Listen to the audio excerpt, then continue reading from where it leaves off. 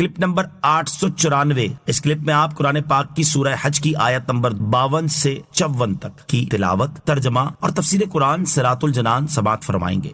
بسم اللہ الرحمن الرحیم۔ ترجمہ: اللہ کے نام سے شروع جو نہایت مہربان رحمت والا ہے۔ وما ارسلنا من قبلك من رسول ولا نبي الا اذا تمنى القى الشيطان في امنيته فَيَنْسَخُ اللَّهُ مَا يُلْقِي الشَّيْطَانُ ثُمَّ يُحْكِمُ اللَّهُ آيَاتِهِ وَاللَّهُ عَلِيمٌ حَكِيمٌ۔ ترجمہ: اور ہم نے تم سے پہلے جتنے رسول اور نبی بھیجے، ہر ایک کو کبھی نہ کبھی یہ واقعہ پیش آیا کہ جب اس نے اللہ کا کلام پڑھا تو شیطان نے ان کے پڑھنے میں لوگوں پر کچھ اپنی طرف سے ملا دیا، تو اللہ شیطان کے ڈالے ہوئے کو مٹا دیتا ہے، پھر اللہ اپنی آیتوں کو پکا کر دیتا ہے، اور اللہ علم والا حکمت والا ہے۔ اذا تمنا، جب اس نے پڑھا۔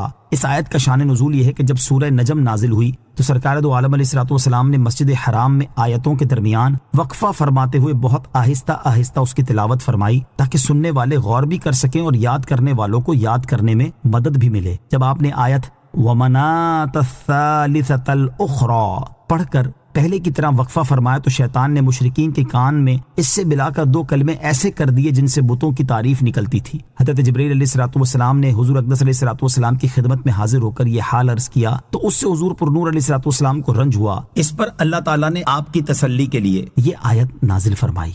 لِيَجْعَلَ مَا يُلْقِي الشَّيْطَانُ فِتْنَةً لِلَّذِينَ فِي قُلُوبِهِم مَّرَضٌ وَالْقَاسِيَةِ قُلُوبُهُمْ وَإِنَّ الظَّالِمِينَ لَفِي شِقَاقٍ بَعِيدٍ۔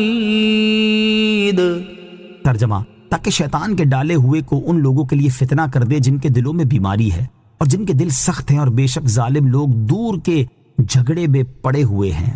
لِيَجْعَلَ مَا يُلْقِي الشَّيْطَانُ فِتْنَةً، تاکہ شیطان کے ڈالے ہوئے کو فتنہ کر دے، یعنی شیطان کو لوگوں پر اپنی طرف سے کچھ ملا دینے پر قدرت دینا اس لیے ہے تاکہ اللہ تعالیٰ شیطان کے ڈالے ہوئے کلام کو ان لوگوں کے لیے فتنہ کر دے اور ابتلاء و آزمائش بنا دے جن کے دلوں میں شک اور نفاق کی بیماری ہے اور جن کے دل حق قبول کرنے سے سخت ہیں، اور یہ مشرکین ہیں، اور بے شک مشرکین و منافقین دونوں حق کے معاملے میں دور کے جھگڑے میں پڑے ہوئے ہیں۔ چنانچہ جب یہ واقعہ رونما ہوا تو مشرکین منافقین شبے میں پڑ گئے، مگر مخلص مومنوں کو کوئی تردد نہ ہوا۔ وَلِيَعْلَمَ الَّذِينَ أُوتُوا الْعِلْمَ أَنَّهُ الْحَقُّ مِنْ رَبِّكَ فَيُؤْمِنُوا بِهِ فَتُخْبِتَ لَهُ قُلُوبُهُمْ وَإِنَّ اللَّهَ لَهَادِ الَّذِينَ آمَنُوا إِلَى صِرَاطٍ مُسْتَقِيمٍ۔ ترجمہ: اور تاکہ جنہیں علم دیا گیا ہے وہ جان لے کہ یہ قرآن تمہارے رب کے پاس سے حق ہے تو اس پر ایمان لائیں تو اس کے لیے ان کے دل جھک جائیں، اور بے شک اللہ ایمان والوں کو سیدھی راہ کی طرف ہدایت دینے والا ہے۔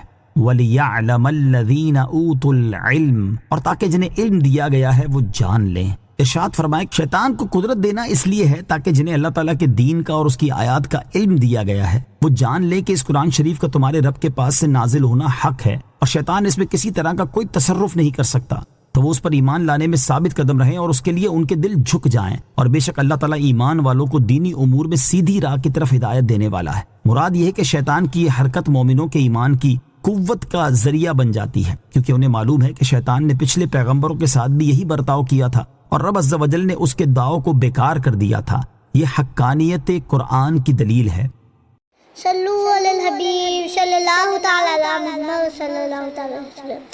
مجھے اپنی اور ساری دنیا کی لوگوں کی اصلاح کی کوشش کرنی ہے انشاءاللہ عز و جل۔